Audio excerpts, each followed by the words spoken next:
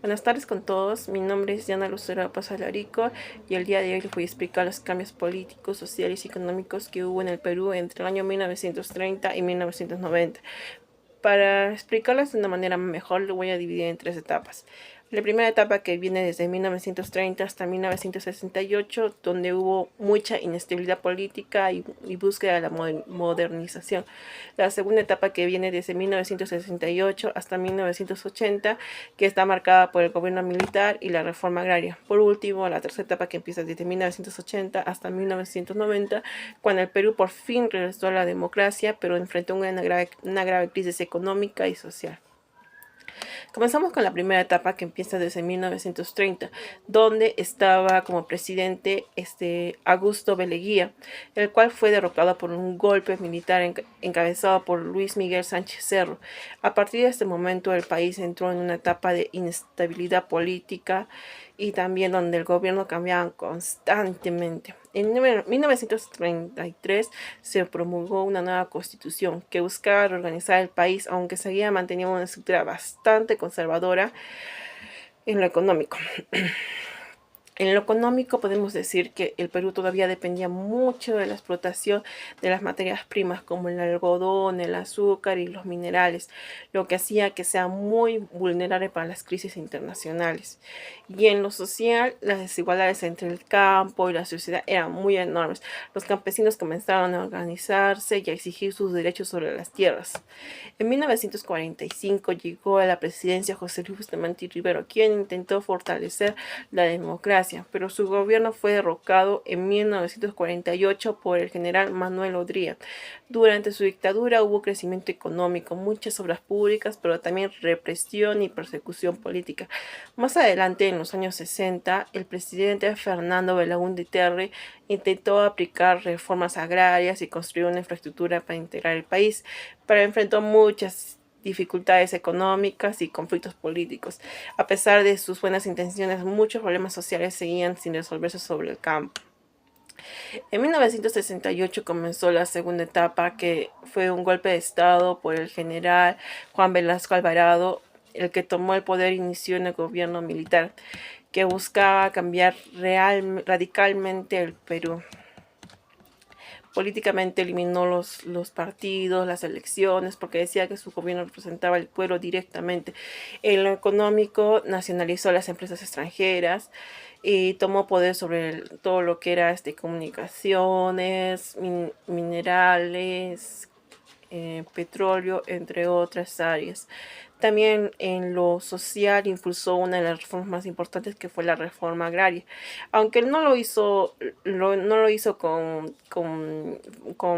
de una manera correcta, porque esto tuvo muchas consecuencias, ya que los campesinos sintieron que ya habían obtenido igualdad, pero también no contaban con los recursos necesarios para trabajar las tierras, no contaban ni con créditos, ni con herramientas, ni capacitaciones, por lo cual hubo que también hubo una inestabilidad en las cosechas y todo eso, y entraron en una crisis. Durante el campo también hubo una reducción y tuvieron que emigrar a las ciudades.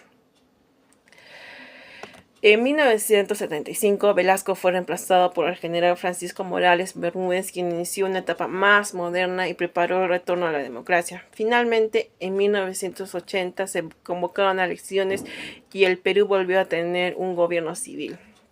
Así empezó la tercera etapa, que en 1980 entró como presidente Fernando Belaúnde por segunda vez. Su gobierno enfrentó un problema muy grave, que era el surgimiento del terrorismo y Sendero Luminoso, un grupo armado que inició una guerra interna causando miedo, muerte, destrucciones en muchas zonas del país. Además, las situaciones económicas eran difíciles, con deudas, desempleo y pobreza. En 1985 asumió el poder Alan García Pérez del partido aprista. Al comienzo su gobierno fue bien recibido, ya que impulsó el consumo interno, aumentó los sueldos, pero con el paso de los años la economía se descontroló y el país cayó en una hiperinflación. Los precios subían todos los días y la violencia y el terrorismo se volvió más intensa.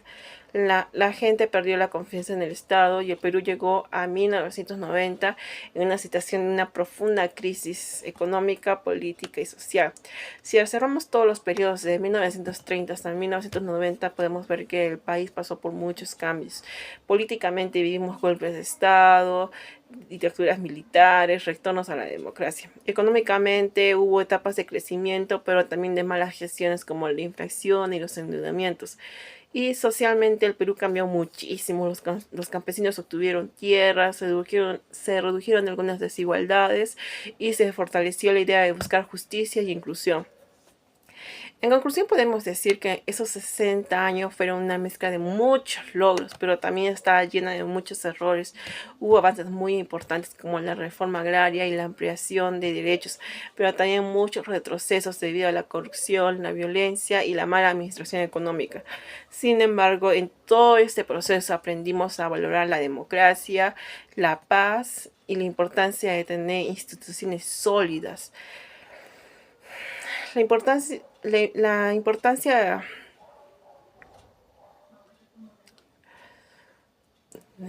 sólidas. Bueno, en la historia del Perú en 1930 y 1990 nos enseña que aunque atravesemos muchas crisis podemos salir adelante si trabajamos juntos como un equipo.